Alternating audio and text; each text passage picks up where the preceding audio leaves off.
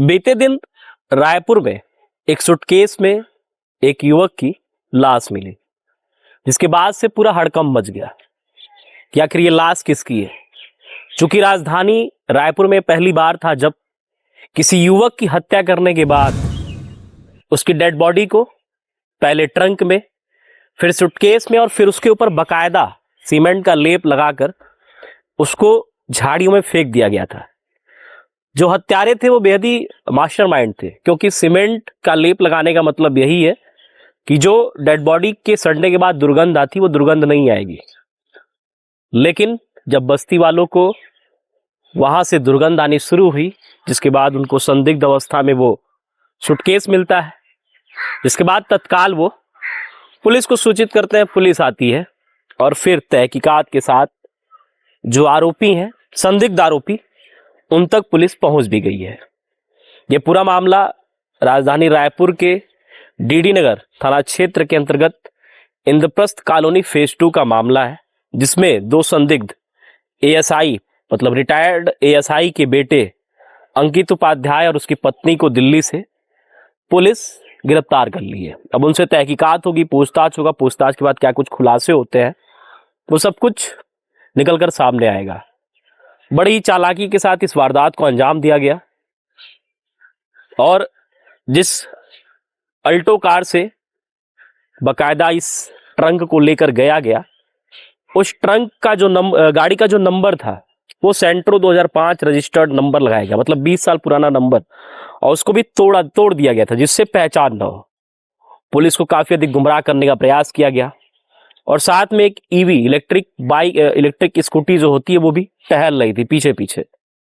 अंकित उपाध्याय और उसकी पत्नी को पुलिस ने दिल्ली से गिरफ्तार किया है। पुलिस को ये केस सुलझाने में 24 घंटे से भी कम समय लगा। चूंकि इलाके की सीसीटीवी फुटेज खंगालने के बाद बाकायदा पुलिस जब देखती है कि ट्रंक जो है एक अल्टो कार में भरा जा रहा है, ट्रंक के बाद तत्काल पुलिस जो ट्रंक जहां बिकते हैं, ट्रंक मतलब टीन का जो बक्सा होता है, तत्काल गोल मार्केट पहुंचती है। वहां एक सब्बीर की दुकान से कल ही सुबह इस ट्रंक को खरीदा गया था। सब्बीर हुलिया बाकायदा बताता है। पुलिस स्क्रैच तैयार कराती है। सीसीटीवी फुटेज में जो क्लिप आ रही थी, जो संदिग्ध रूप में वो अंकित उपाध्याय और उसकी पत्नी और एक और, मतलब टोटल 3 लोग। पुलिस को संदेह होता है कि हो ना हो जो ये आरोपी हैं उनका जो तार है इन्हीं से जुड़ा हुआ। तत्काल पुलिस मामले को गंभीरता से तो ली ही थी। वजह यह था कि कुछ महीने पहले ही उत्तर प्रदेश के मेरठ में एक ऐसा ही सूटकेस कांड सामने आया था, जब एक सौरभ राजपूत को उसकी पत्नी और उसकी पत्नी का बॉयफ्रेंड बकायदा हत्या करने के बाद उसको ऐसे ही सूटकेस में भरकर मौत के घाट उतार दिए थे और उसके ऊपर भी बकायदा सीमेंट का लेप किए थे। पूरे छत्तीसगढ़ में पहली वारदात है जब गले को शरीर से, धड़ से अलग किया गया है। सोचिए कितना दर्दनाक ये मंजर रहा होगा कि एक युवक को बकायदा पहले पकड़ा जाता है, उसका गला काटा जाता है, फिर उसको सूटकेस में भरा जाता है, दुर्गंध मत आए इस वजह से उस पर बकायदा प्लास्टर का लेप लगाया जाता है, सीमेंट का प्लास्टर लगाया जाता है, फिर उसको ट्रंक में भरकर झाड़ियों में फेंक दिया जाता है। अगर बस्ती वाले वहां से गुजरते नहीं, उनको दुर्गंध नहीं आती, तो हो सकता है कि इस मामले का खुलासा भी अभी नहीं होता। वो युवक कौन है, पुलिस उसकी जांच कर रही है। आसपास के जितने जिले से युवक गायब हुए हैं, बकायदा उसकी सूची पुलिस निकाल रही है। उम्मीद है कि जल्द से जल्द हत्यारोपी तक तो पुलिस संभवतः पहुंच चुकी है। संदिग्ध है अंकित और उसकी पत्नी, लेकिन किसकी हत्या हुई है अभी ये पुलिस इस गुत्थी को सुलझाने में लगी हुई है। अपराध के जो ग्राफ है लगातार बढ़ते जा रहे हैं।